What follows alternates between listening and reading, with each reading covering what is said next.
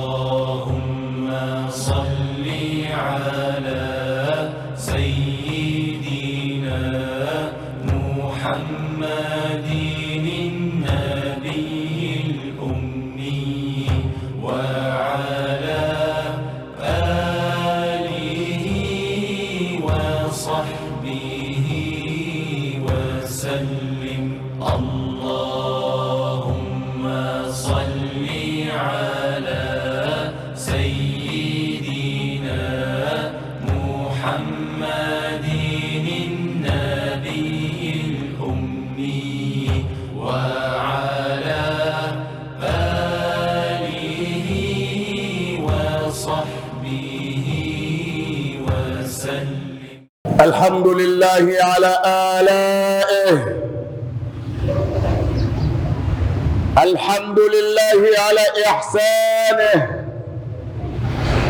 وشكر له على توفيقه وامتنانه، ونشهد أن لا إله إلا الله وحده لا شريك له تعظيما لشأنه، ونشهد أن سيدنا ونبينا ومولانا محمد الداعي إلى رضوانه صلى الله عليه ما تعاقب الليل والنهار، صلى الله عليه عدد قطر الأمطار، صلى الله عليه عدد مياه البحار، صلى الله عليه عدد ورق الأشجار، صلاة وسلاما دائمين متلازمين إلى يوم الدين. أما بعد، فإن أصدق الحديث كلام الله تبارك وتعالى، وأحسن الهدي هدي محمد صلى الله عليه وسلم، وشر الأمور محدثاتها، فإن كل محدثة بدعة، وكل بدعة ضلالة، وكل ضلالة في النار. أجارنا الله وإياكم من عذاب النار ومن غضب الجبار. إلهي، فكم من زلة لي في البرايا، وأنت علي ذو فضل ومن، إذا فكرت في ندمي عليها عضدت أناملي وقرعت سني، يظن الناس بي خيرا وإني لشر الخلق لولا أن تعفو عني. اللهم إنا نخاطبك بألسن أثقلتها الأوزار، وبقلوب سودتها الذنوب، فيا من لا يعاجل بالعقوبة، ويا من شيماته الصفح، أنزل علينا من بركاتك وفيض جودك ما تمن به علينا بالهداية، وترفعنا به درجات يا أرحم الراحمين. ثم أما بعد، simakozon sama tondio paina kolon Nzambe tena kotatolete Nzambe mususu azalite oto kosamelela solo kaka Nzambe moko mozalisi ya likolo na se, tena kotatolete prophète Muhammad sallallahu alaihi wasallam azali bombu na Nzambe pe motinda mina ye.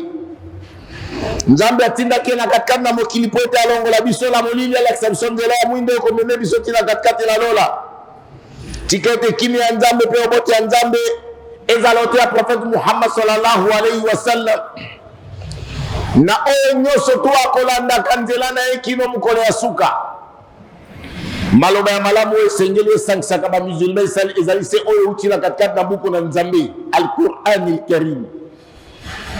Guide ya malamu ezali ya prophète Muhammad sallallahu alaihi wasallam, na enseignement nyoso tu ezali contraire na oyo prophète atikela biso ezali enseignement ya sika. Enseignement nyoso tu ya sika ezali mbakisa nyoso ezali libungi pe libungi ekomema moto na kati na moto. Tosengi na Nzambe kolo na molongo abatela biso tozala pe parmi bato bakotaka na moto. Amin. يروي إمام البيهقي في شعب الإيمان والحاكم في المستدرك وابن أبي الدنيا والمنذري في الترغيب والترهيب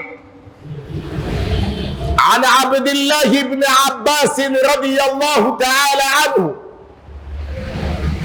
قال قال رسول الله صلى الله عليه وسلم 5 إذا ابتليتم بهن اغتنم 5 قبل 5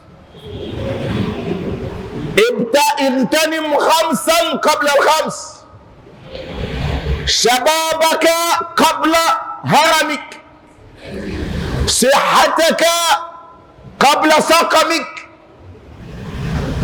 حياتك قبل موتك فراغك قبل شغلك. Prophète sallallahu alayhi wa sallam alobina katika hadithi ezali rapporté na Ibn Abi Dunya, ezali rapporté na Al-Mundhiri na kati ya buku na Targhib wa Tarhib. Okukuta yango mpe na Sahih Targhib wa Tarhib oyo Sheikh Muhammad Nasir Din Al-Albani authentifié ma hadithi na katikati ya Shu'ab al-Iman ya Bayhaqi ayeli biso hadithi munene, hadithun jami' oyo ezali ko generalize makambo ebele na bomoi na biso. Eye na sahaba komo na ye Abdullahi ibn Abbas, parmi ba oyo bazali kobenga bango parmi ba sahaba al-Abadila. Ba Abadila ezali bato oyo kombo na bango naye kobana na Abdullah, lokola Abdullah ibn Abbas, lokola Abdullah ibn Amr ibn al-As, lokola Abdullah ibn Mas'ud. Bawe wana ba sahaba bazao benga bango ba Abadila. Alors yende azali koyebisa biso hadisi oyo azwaki epai na ntomba na biso Muhammadun sallallahu alayhi wa sallam alobi na biso igtanim 5 qabla 5, besaisir opportunité ya makambo mitano avant que makambo mitano ekomela bino. Ezali na makambo mitano oyo esengeli na musulman nyonso tu asaisir opportunité na yango avant que ngonga eleka ekoka koéchappe ye te.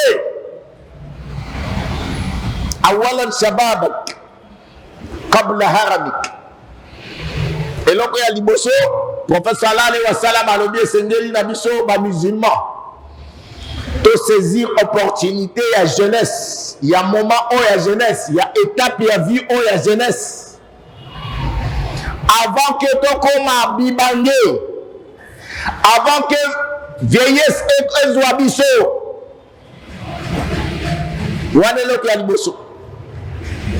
Eloko ya mibale Prophète sallallahu alayhi wa sallam alobi irtanim sihataka qabla saqamik, saisir opportunité ya tango oyo ozali na nzoto kolongono santé na ye eza nanu malade, avant que otombe malade, avant okoma kobelabela. Moment oyo ya yo kosaisir na opportunité eza tango ozali nanu na nzoto kolongono. Mais soki okomi maladi, parfois ezali na baibadati mosusu okosala te, okoka meme mpe ntango mosusu kobima na ndako na yo ti okoya na moske. Na nsima nango Prophète sallallahu alayhi wa sallam alobi igtanim hayataka qabla mautik, profite to saisir l'opportunité ya bomoi vi o nzambe apesi yo avant que liwa ekomela yo. Parce que soki moto akufi misala ezalaka esu te. Idha mata ibni adam inqata'a min amalihi illa min 3. Soki moto akufi compteur na ye ekomi ezongi ya 0. ekozala lisusu eloko ata moko ekozala profitable na yo te kaka makambo misato. Sadaqatun jariya ezali omone oyo ezali continuel, aw ilmun yuntafau bihi, connaissance oyo ezali profitable, aw waladun salih yad'u lah, ou bien oboti mwana oyo azali parmi bavertueux bano baobanga nzambe na nsima ya liwana oyo bakomanda kosengela yo epai na Allah, wana nde ekosalisa yo. apart liwana misala nyonso ekatani okoprofite na eloko te. Alors c'est le moment à profiter tant que tu as envie. Avant que l'Iwa est comme la yon. ويقول عليه الصلاة والسلام اغتنم غناك قبل فقرك. Poko sallallahu alayhi wa sallam alobi profite na tango yo zali na bozui. Na tango yo zali na misolo.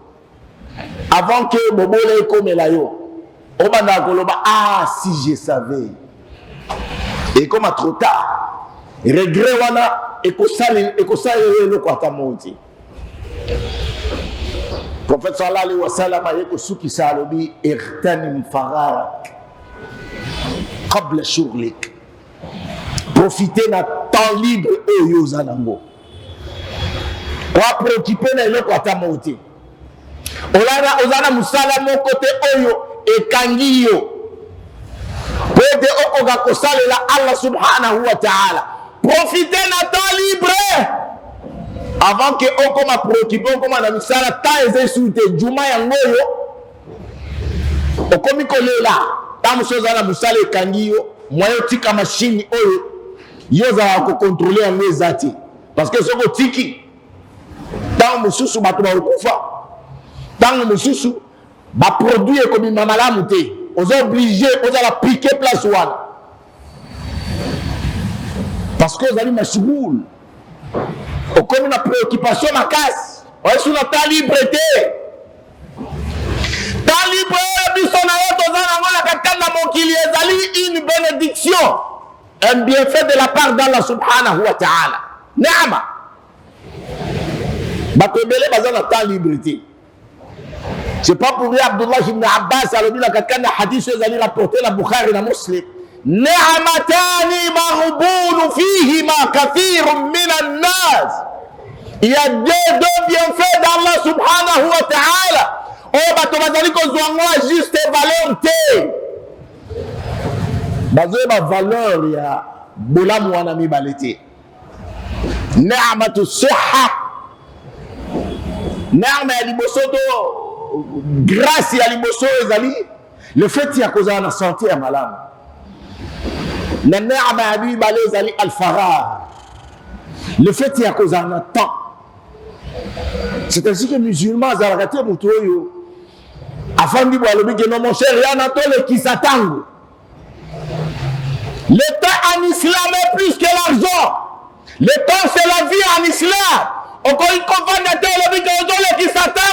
C'est pas pour rien que Allah subhanahu wa ta'ala azali kola pendant tango agiré non pas pourquoi parce que ko jiré wana et le ko pas pambati nzamba jira kala biloko pas pambati yalla la khair ko jiré Allah subhanahu wa ta'ala azali ko jiré nango ezali parce que ezali lo comment très très important la carte d'amour inayo. Parce que Allah bila kat kana Coran innahu la qasamun law ta'lamuna azim. Kola panenge Allah subhanahu wa ta'ala zali kola para kat dans le Coran. Ce qui boye ba ka valeur nango. Vous trouverez que non ezalina valeur moko énorme.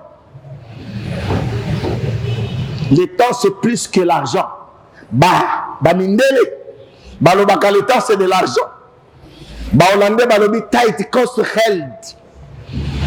Mais bien sûr la 4 dans l'islam toujours le temps c'est la vie. Parce que ce que le kisitango pama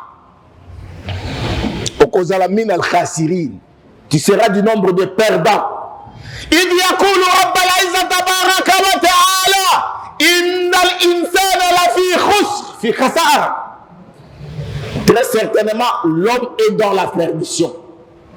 okozala na katikati na perte. Quand est-ce que ozala na kati na perte? Soki ozali ko profiter na temps te.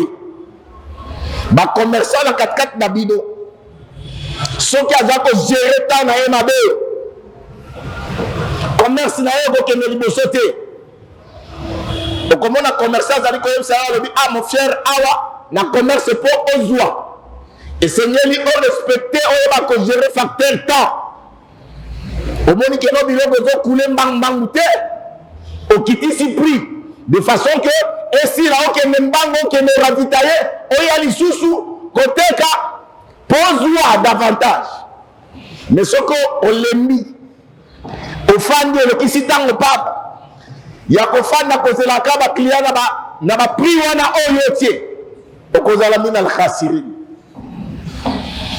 Faut que ba ko gérer temps même na katikati ya makambo etali ya ibadat ba adoration soko yebi ko gérer temps te ndeko nanga okozala parmi ba khasirin. Nzamba lobi yango pamba te innal insana la fi khus. Très certainement l'homme est dans la perdition. Soit là autre chose ça là. Yazour as mangar naisha.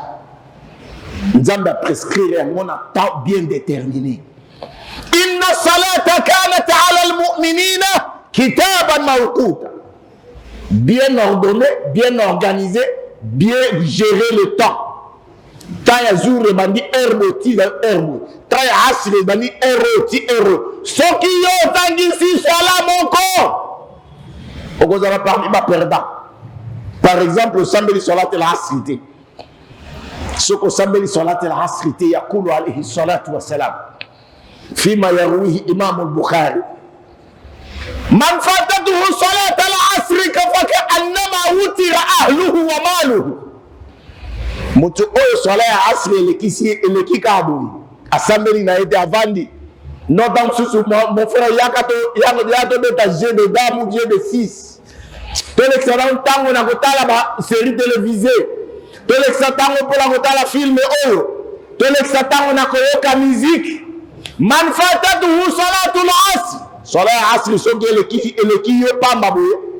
Ozali lokola moto oyo. Obungi si famille na yo o perdre famille na yo mobimba ba kufi lokola za na ba guerre.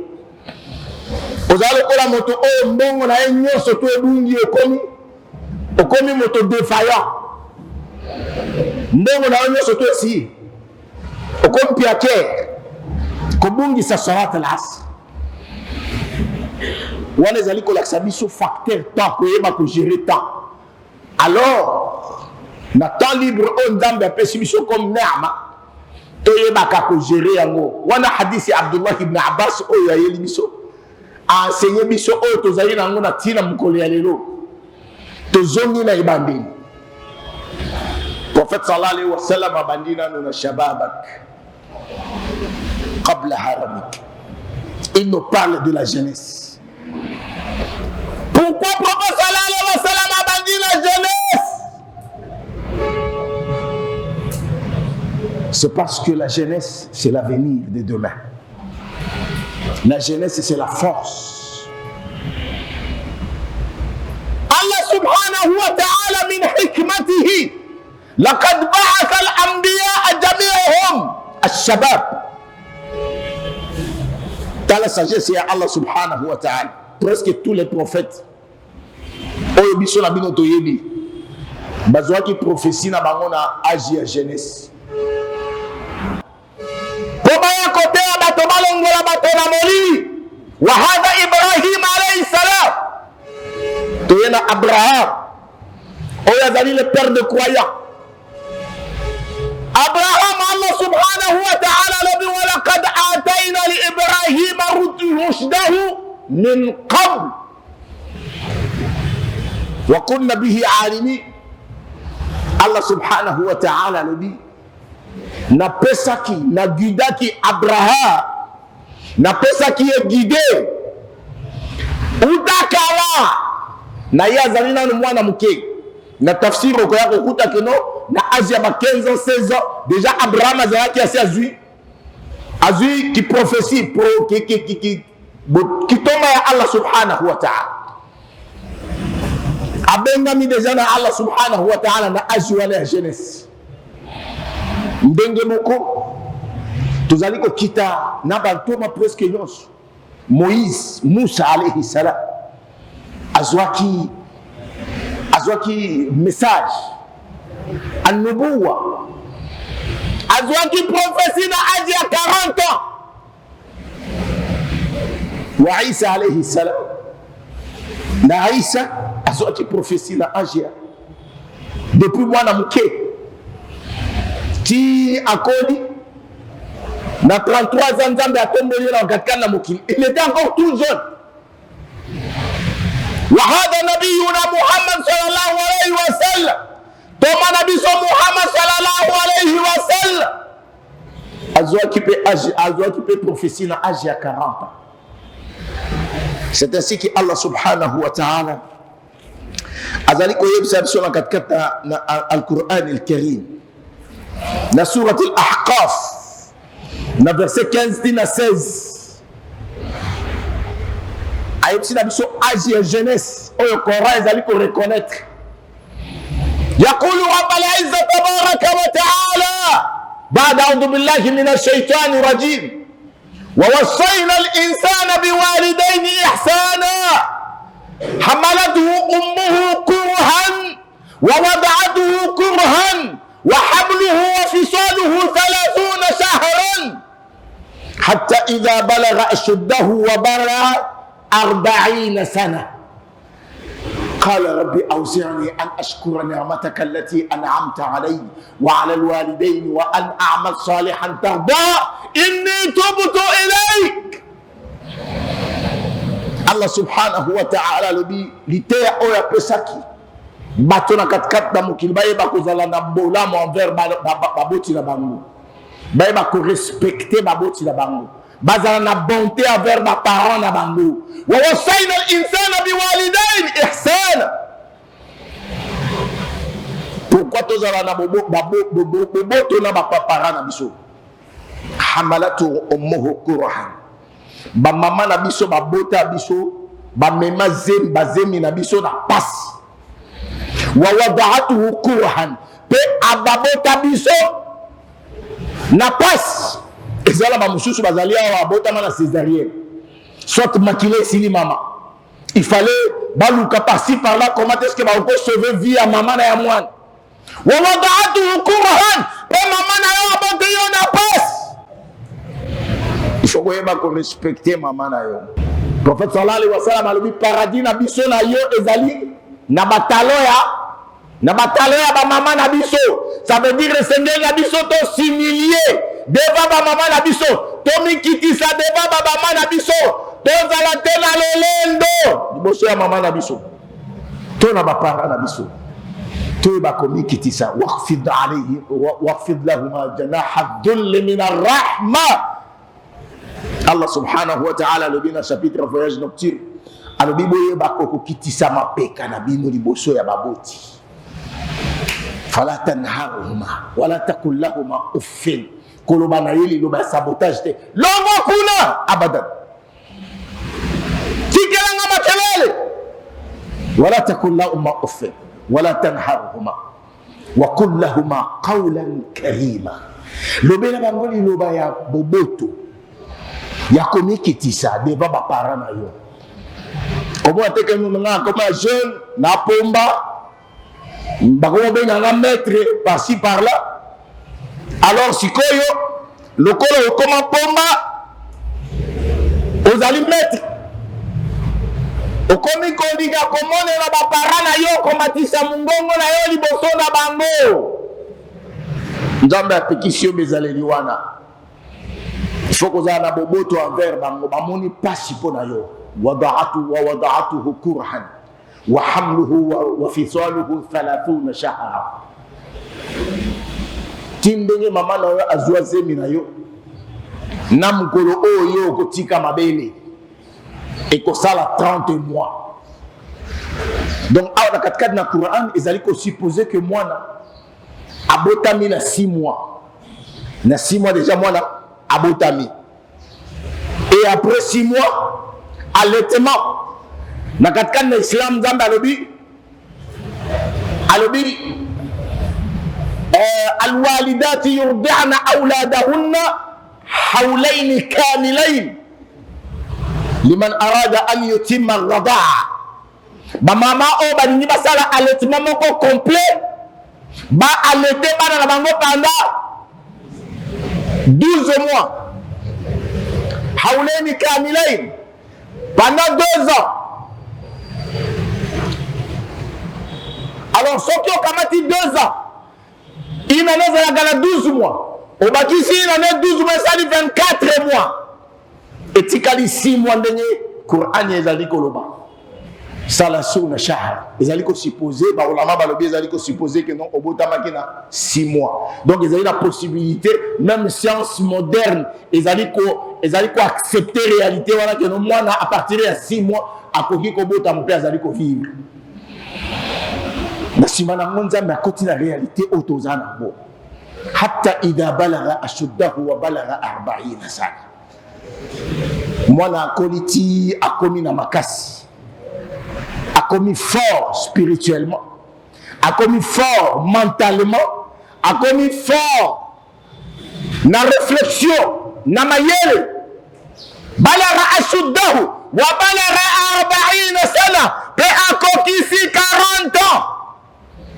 À ce moment-là, akoma kosenga ipai na Allah Rabbi auziani an ashkura ni'amatak nzambe salisanga nazala reconnaissant par rapport na ma bienfait oyo salinga bolamu oyo salinga te bolamu oyo salinga à travers baboti na ngai papa na ngai na mama na ngai pe salisanga wa an a'mal salihan tarda pe na sengi na yo osalisanga nakoka kosala bolamu oyo yo ko sepela nango nzambe salisanga nasala bolamu oyo ko sepela nango.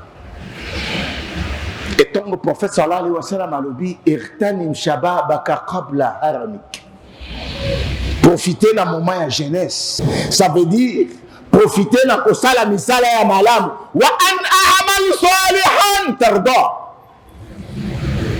wal amalu salih عمل صالح او كوريد ليكو ريكونيتر او وهو العمل الذي موافق للكتاب والسنه.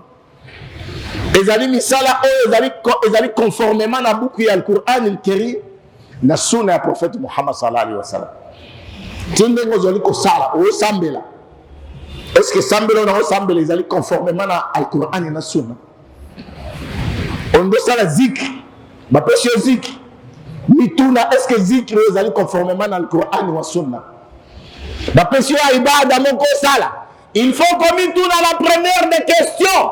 Est-ce que ezali conformément na al-Qur'an wa sunna? وانا يكون عمل صالح وان اعمل صالحا ترضى وانا الله سبحانه وتعالى كوزالا ساتيسفينا يو بيا كوزالا ساتيسفينا مسالا وانا. Est-ce que biso ba jeune tozali ko se contenter na moment où la jeunesse ya ko profiter la ko sala misala malamu? Maintenant c'est ça le problème, tozo profiter na nini na jeunesse na biso. Et lorsque le prophète sallallahu alayhi wa sallam a dit bon koloba irritanim shababak, profitez na jeunesse na yo. Ezatendenge toloba kalankat kana mboka na biso ozana no mwana muke buka mukua ozana mino buka mukua ozana no elenge salela bolenge na yo. Alors ko salela bolenge wana toloba ka ezali nini? Ça veut dire mela masanga, sala kindumba, kota na baba, kende na baboite de nuit, sala buzoba nyoso tout parce que zala no elenge sala la bolenge na yo. Compréhension na ngweza ndenge wana tie. Lorsque le prophète sallallahu alayhi wa sallam a dit irtanim shababaka qabla haramik, bo profiter na moment ya jeunesse bozala ngo. Irtamin bi ta'ati Allah azza wa jal. Ça veut dire profiter de la moment où la jeunesse parce que tu es fort. Voilà la force. Au côté le marabutu, au sala qiyamul layl. Profiter de la jeunesse pour ete oluka koyeba Allah subhanahu wa ta'ala. Surtout ça.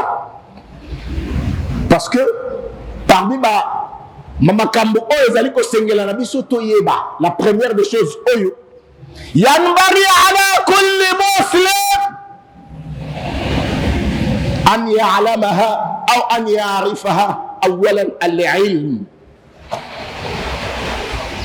eloko ya liboso parmi ma usulu thalatha, trois principes fondamentaux oyo islam et la biso que chaque musulman doit les connaître nécessairement. Awalan al-ilm, koyeba connaissance kotanga. Wa hadha al-ilm innama al-ilm bita'allumi. Ilmu yaka na kotanga. Ilmu yaka tena yemoko fandi bozo tanga kaka.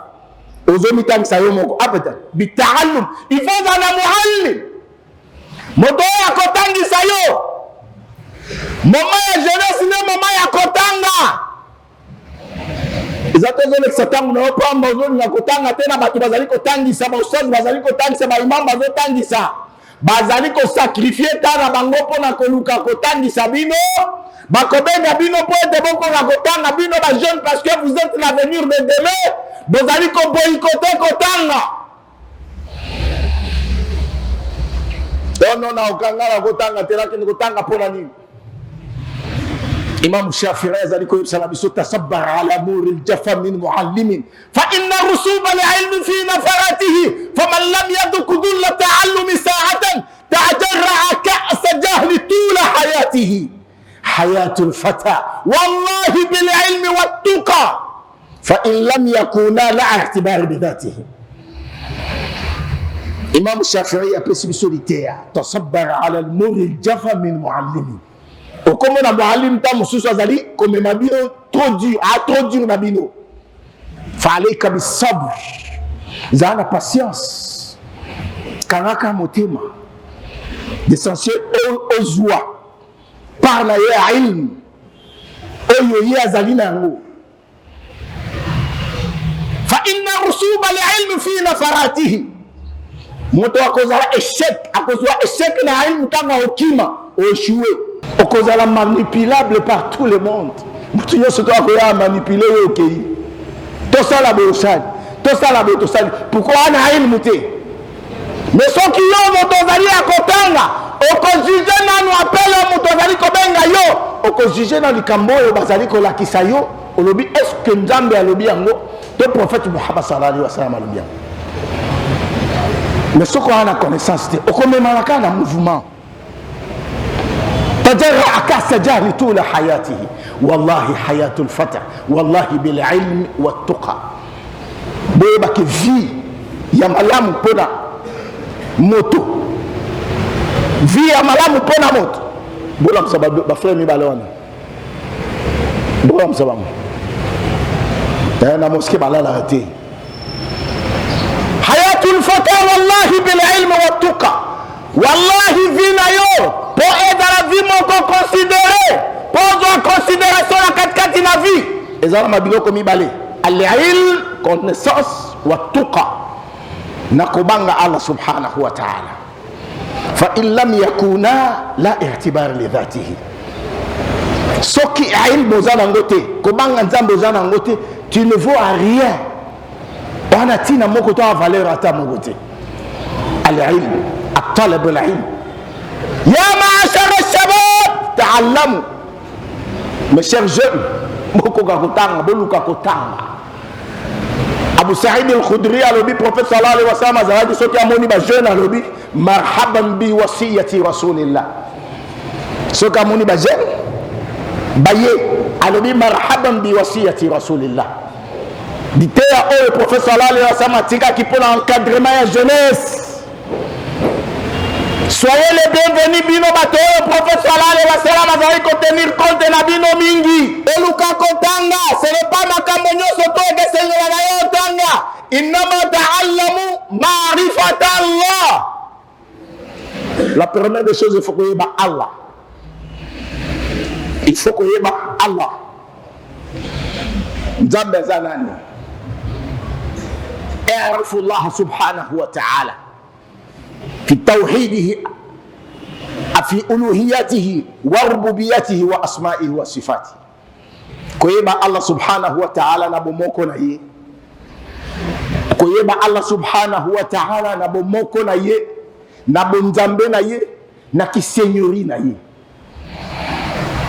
Elelo lokola batu bayebi nzambe te, batu bayebi tawhid te, bayebi unicité d'Allah subhanahu wa ta'ala te, ezali kotinda bango bazala ko adorer biloko mususu à part Allah subhanahu wa ta'ala. Pourquoi? Parce que bayebi nzambe te. Allah subhanahu wa ta'ala mukolo ya qiyama azali ko sala biso na surati Saba na verset 40 na 41.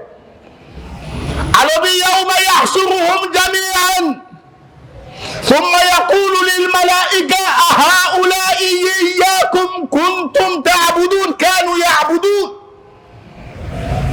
Mukolo ya qiyama nzamba kosekwisa bato nyonso tu bakosekwa na nsima nango yaqulu lil malaika ahaula'i kanu iyyahu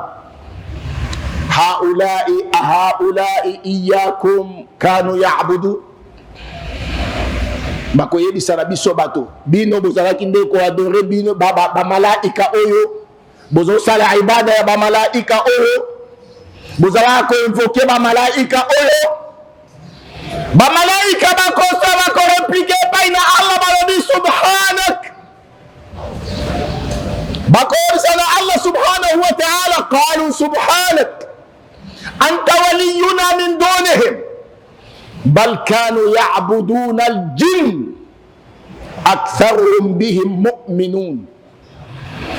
Mais plutôt nzambe ba oyo bato ya moki bazalaki ndeko adore bajini ebele na bango bazalaki kondimela bango makambo bajini bazoyebisa bango soki jini alobi ke oyo aza ndoki andimi, jini alobi ke oyo aza boye jusqu'à ce que bato bakomi kobokola bajini po babandaka kosalaka barukia, babanda kosala barukia captage. Donc atie jini wana, atie moto wana, atangele jini abimi na nzoto na ye, abandi kotuna ye sikoyo tala moto oyo eza ndenge nini problème na ye. Bazoluka kosala délivrance à partir ya bajini. Allah subhanahu wa ta'ala yebisira biso atuni na ba angelo bino nde bazali ko adore bino à part Allah, ba angelo ba wangani subhanak, bango bazali ko adore nde ba jinn, ibadatul jinn.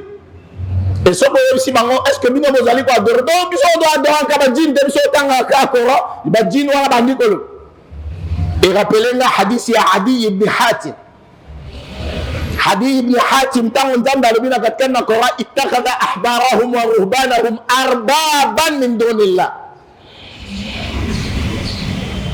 Bajifu bazali ko zwa bamwane na bango na basango na bango bazala banzambe à part Allah subhanahu wa ta'ala. Adi ibn Hatim azalaki jif azo ayibsina prophète sallallahu alayhi wa sallam alobi wallahi ya Rasulallah ma abadnahum biso tozali ko adore bango te.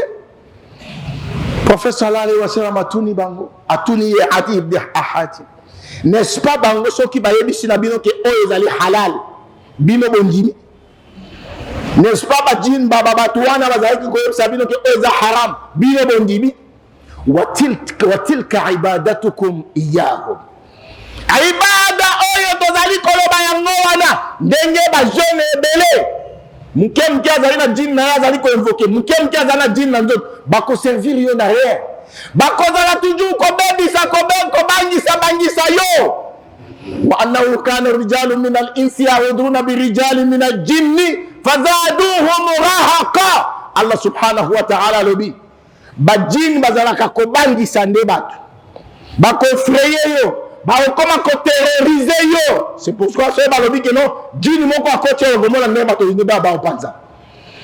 Pourquoi bazali ko kanisa que non jini azali être moko surnaturel spécial ko le quand même atayo mutu ezali na bajin.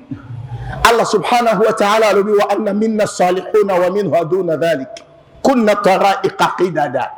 na katikati na biso ezali na baoyo basambelaka ya sol na baoyo baza bakafir baza bamushirik baza bato ya mabe bacriminel siko oyo evokaka ye aza na kategori nini aza musulman aza vraiment vrai musulman eloko nini ekolakisa mpo omonaka ye te nta mosu okoyokaka voi ozo invoke okopere na moto oyebi ye te irtanim shababak profite na tana ya jeunesse ya kotanga ilmun sahih min alkitabi wa sunna bozwi opportunité ya moto azali kotangisa bino buku ya nzambe na sunna ya prophète sallallahu alaihi wasallam kangama na yango kangama na ye po ete botanga bokobika na toute sorte ya bahérésie religieuse oyo na toute sorte ya superstition oyo ekoti na katikati na bajeunesse ekomi kotika bango bavenea moto na moto soko tuni no naza na khalwa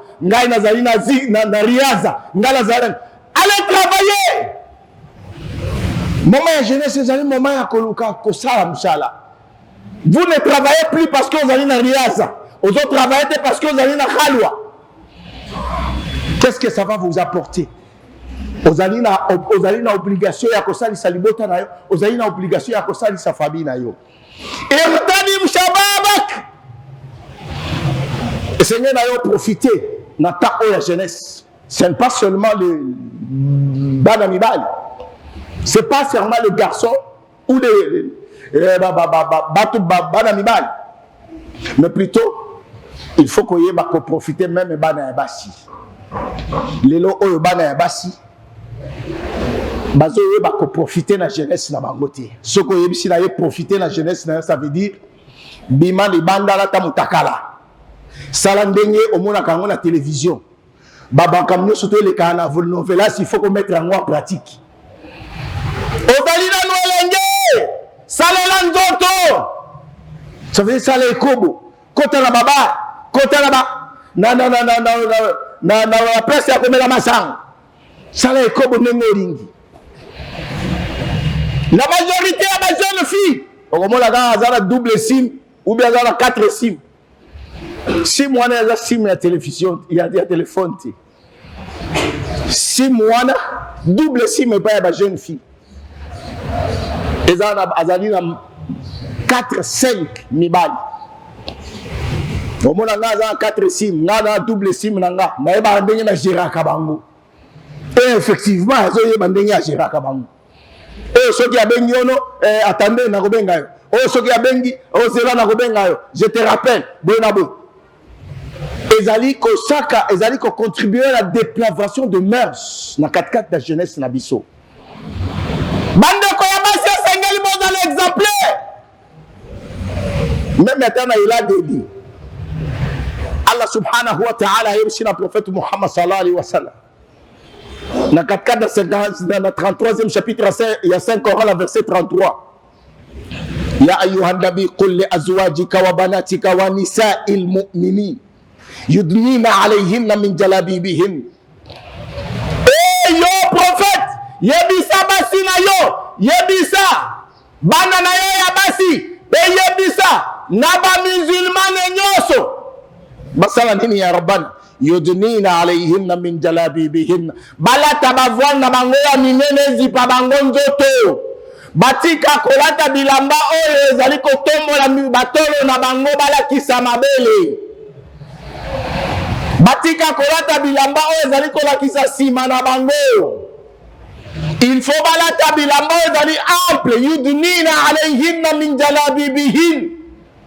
Limadha pona nini bala tandenge wana dalika adna an yu'rafna wana ndeba koyeba na keno bazali basio bazali ko se respecter bazali ko préserver chasteté na bango bazali ko battre la dignité na bango nzambe ndi alobi ndenge wana ko lata ndenge nde kwa mwa sozo lata voile o ezali ko zipa nzoto na yo ezali pona ko préserver dignité na yo ko préserver chasteté na yo dalika adna an yu'rafna fala yu'dai bako harceler yo na balabala te nzambe nde alobi ndenge wana fada yi odei harcèlement sexuel oyo esalemaka na balabala ekosalema te mpo na yo moto moko te ako braquer na balabala abenda na pembeni po violer yo parce que ozali kolata hijab shar'i olati elamba oyo ezali légiféré na katikati na isila.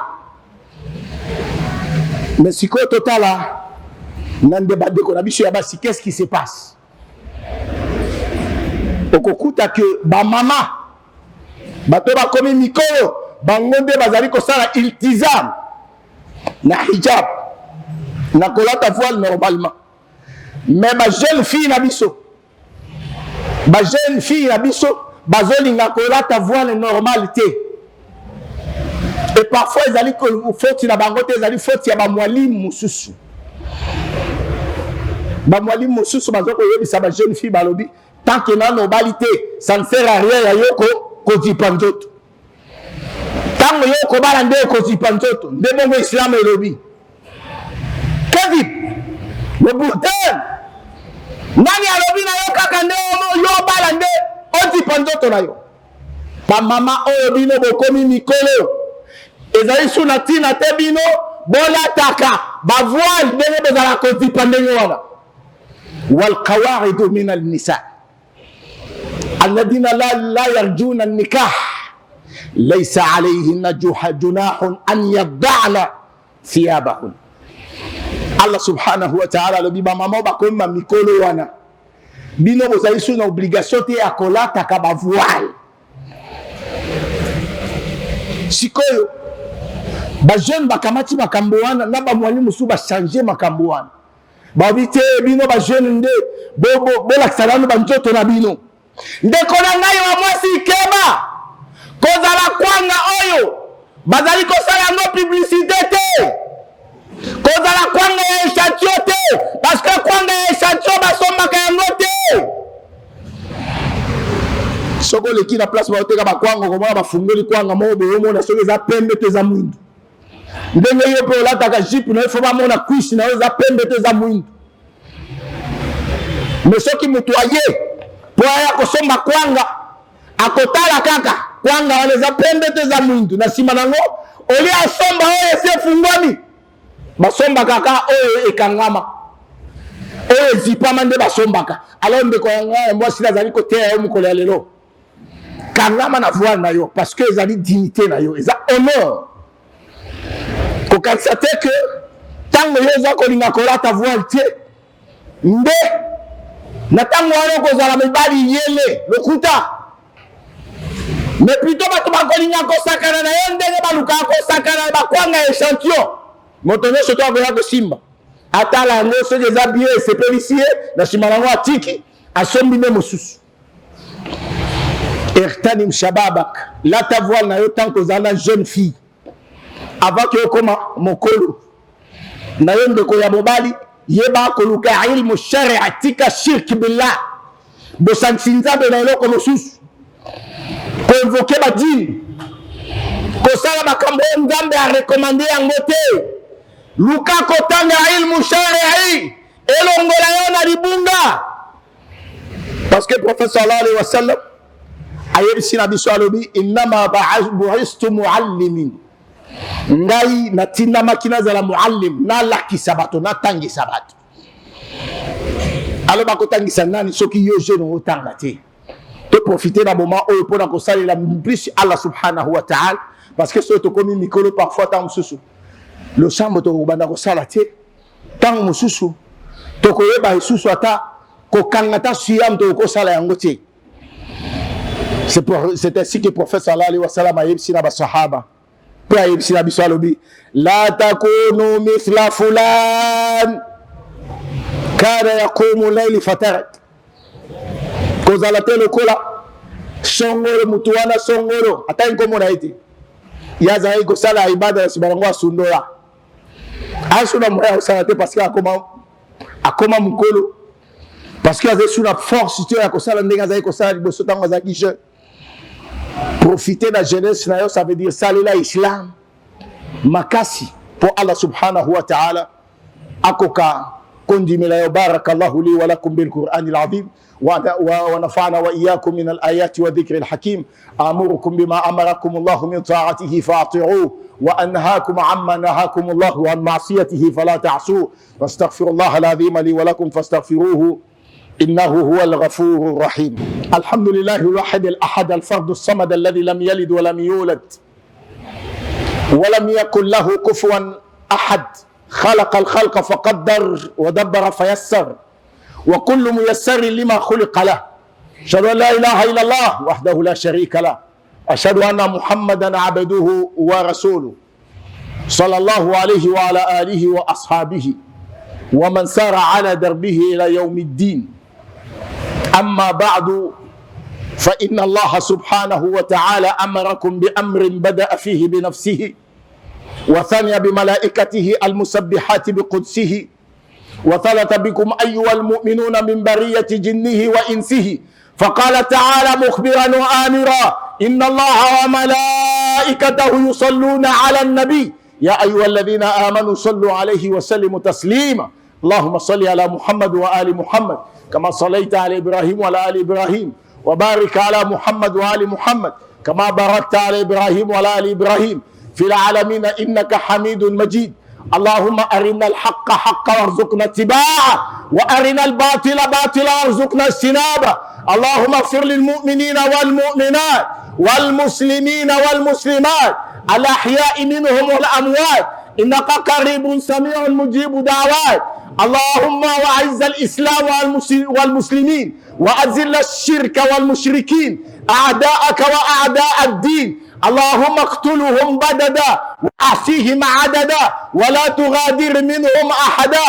اللهم من كادنا فكده ومن مكر بنا فامكر به. اللهم اقسم لنا من خشيتك ما تحول به بيننا وبين معصيتك ومن طاعتك ما تبلغنا به جنتك ومن اليقين ما تهون به علينا مصائب الدنيا ومتعنا بأسماعنا وأبصارنا وقوتنا أبدا ما أحييتنا واجعله اللهم وارث منا واجعل ثارنا على من ظلمنا وانصرنا على من عادانا ولا تجعل مصيبتنا في ديننا ولا تجعل الدنيا أكبر همنا ولا مبلغ علمنا ولا إلى النار مصيرنا واجعل الجنة هي دارنا ولا تسلط علينا بذنوبنا من لا يخافك فينا ولا يرحمنا برحمتك يا أرحم الراحمين.